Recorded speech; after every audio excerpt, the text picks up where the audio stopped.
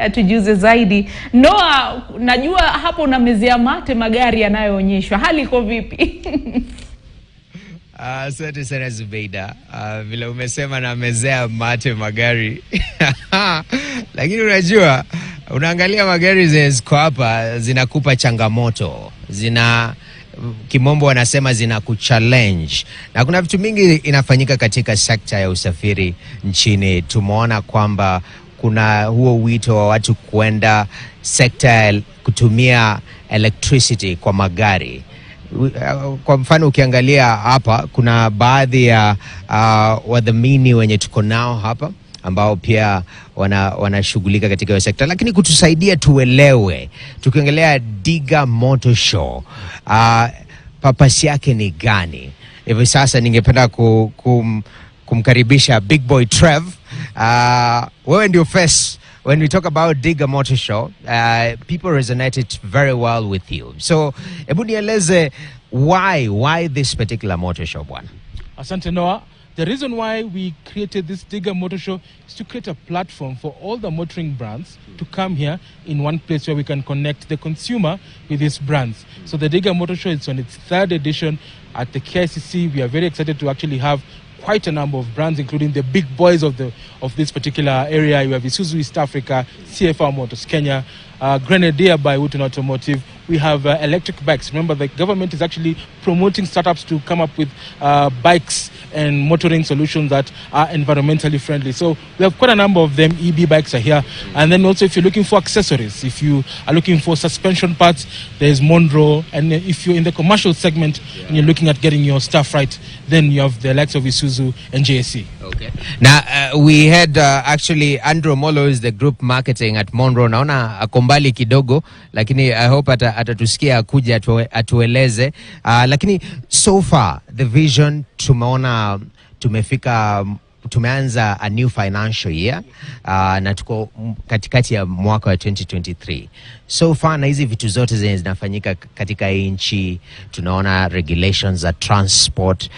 Wewe kama mtu mwenye umekuwa katika sekta ya transport, unaona ni areas gani zimekuwa affected? Niliona sometimes they're suggesting some drivers to be retested, which we saw a huge uproar in that regard. What changes are we seeing in this sector? Of course, you know, the motoring sector and the transport sector has to be regulated, and the regulating body is NTSA. And we've had quite a number of accidents the last 3 months, and I think it's a good thing to retrain drivers so that they are aware, they know the highway code, they're able to drive passengers safely. Apart from that, there's something called the National Automotive Policy. This is a policy that is guiding, brands to come and assemble in Kenya, to put the investment in Kenya. So one of the things that we've talked about is essentially to ensure that everybody who is part of the automotive policy and the framework allows foreign direct investment, allows people to come in and set up shop so that we can create jobs for the youth and of course grow economy.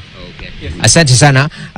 Trev, I don't know kama nitakuchallenge uniitie to the gentleman there. Zubeida, vila unaona hapo kuna a group inaitwa kuna Jack Motors, kuna Hector, actually the marketing manager wa Hector na Oriel ambao wanajulikana kwa hiyo brand Jack, ndio huyu anataka kutujoin hapa mbio. Ni mtu ambaye amevaa vizuri sana. Sir, good to see you. Looking sharp. Tueleze uko live katika KTN News, and we are talking about the automotive sector in the country.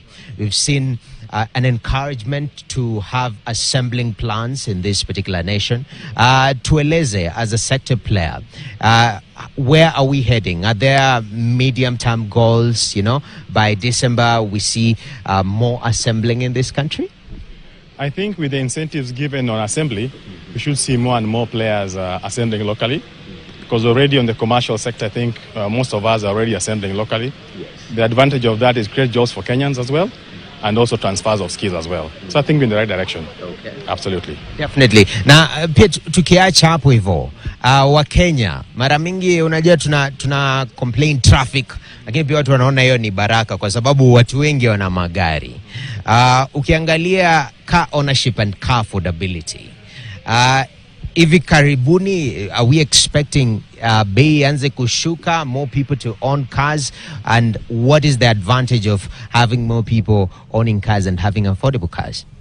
Unfortunately, for now, I think the shilling has gotten a beating. So the cost of components and the vehicles themselves have gone up.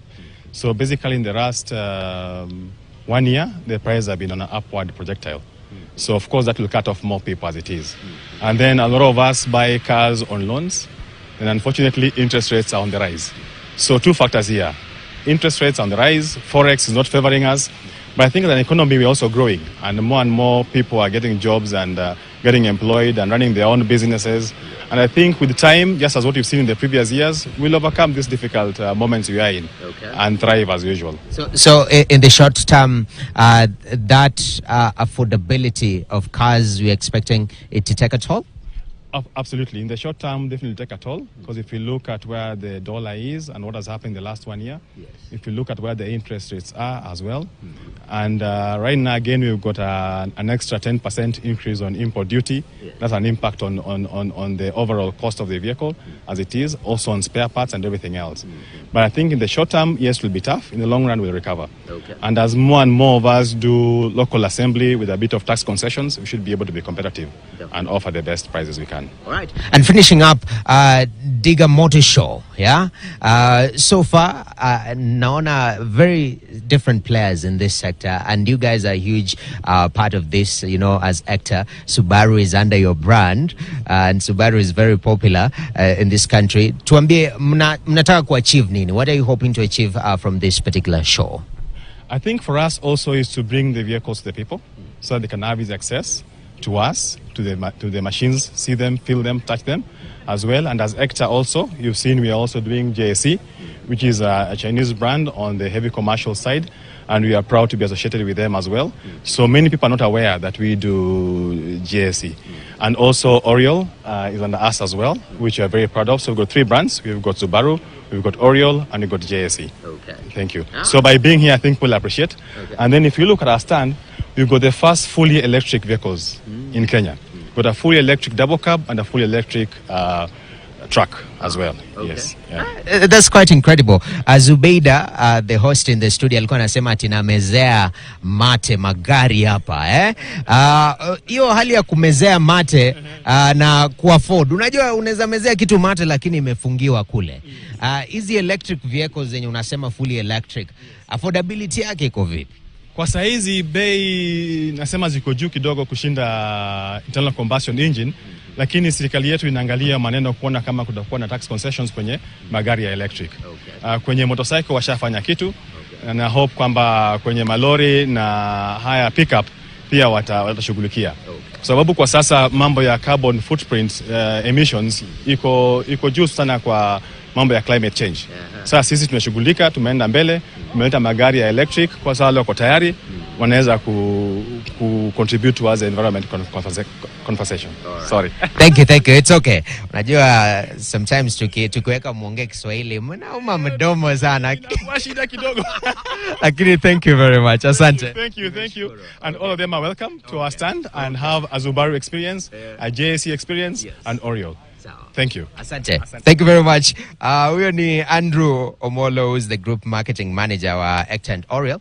Na Zubeida vile umeona amesema ingawaje na mezea mate magari haya, lakini unaangalia mfuko na vile uchumi iko, unaangalia shilingi yetu ukilinganisha na dola imekuwa strong sana. Sasa kuimport inakuwa more expensive. Ukiangalia pia kuna ile ushuru inayotozwa kwa magari pia imeongezwa, na wananiambia kwamba vile Omolo amesema kwamba kuweza kununua gari kidogo itakuwa